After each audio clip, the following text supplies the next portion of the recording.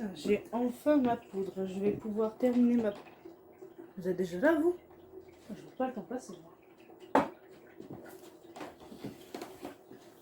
Bienvenue, je suis Mélusine et aujourd'hui nous allons nous attaquer à notre 4e histoire. Aujourd'hui, nous n'allons pas parler de contes, de légendes ou bien d'une affaire de hantise, mais bel et bien de faits réels. Ce que je vais vous raconter, vous pourrez en trouver trace aux archives départementales du Lot-et-Garonne en demandant de l'aide aux archivistes. Il s'agit de l'histoire d'un procès. Un procès qui concerne 2 communes. La première, Nérac, là où se déroule le procès. Et la deuxième, Clérac, là d'où sont originaires les accusés. Il s'agit du procès le plus hors norme que l'on puisse trouver dans les archives de Nérac et qui concerne une affaire de sorcellerie. En effet, 6 hommes de la commune de Clérac vont être accusés d'avoir pratiqué des actes de sorcellerie. Qu'est-ce qu'on leur reproche exactement? Eh bien, on leur reproche d'avoir tué des gens en leur jetant au visage une poudre blanche tout en psalmodiant.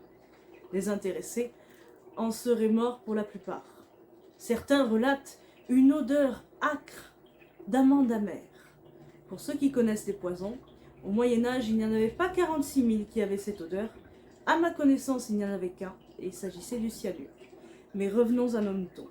Ces 6 hommes vont être condamnés à la potence en 1620 pour ces actes de sorcellerie. Ces 6 protestants vont donc mourir pendus par le tribunal de Nérac pour ces accusations-là. Et fait assez intéressant, ce sont des hommes, ce ne sont pas des femmes qui vont être accusés de ces actes de sorcellerie. J'ai bel et bien retrouvé la trace d'une femme cléracaise qui aurait été condamnée elle aussi pour sorcellerie. Il s'agirait de Marie Baraste, qui en 1654, quelque temps plus tard donc, va être accusée par Pierre Combet d'avoir tué sa fille. Comment? En lui jetant le mauvais œil. D'après le témoignage du monsieur, celle-ci aurait mal regardé sa fille qui, de suite après, aurait été prise de convulsions et serait morte quelques semaines plus tard. Je n'ai pas trouvé le fin mot de l'histoire. Je ne sais pas si cette Marie Baraste a été condamnée au bûcher ou si elle a été pendue, mais toujours est-il que ce procès est lui aussi bel et bien présent aux archives.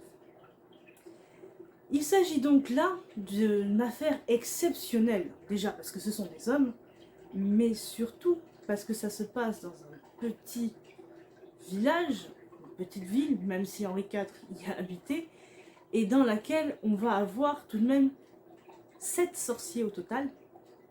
Je pense donc que l'on peut dire que la commune de Clérac peut se vanter, ou pas d'ailleurs, d'avoir eu ses propres sorcières de Salem, même si nous sommes assez loin des États-Unis. Voilà, c'est tout pour ce fait réel que vous pourrez donc retrouver aux archives. Je vous dis à la prochaine pour une nouvelle histoire.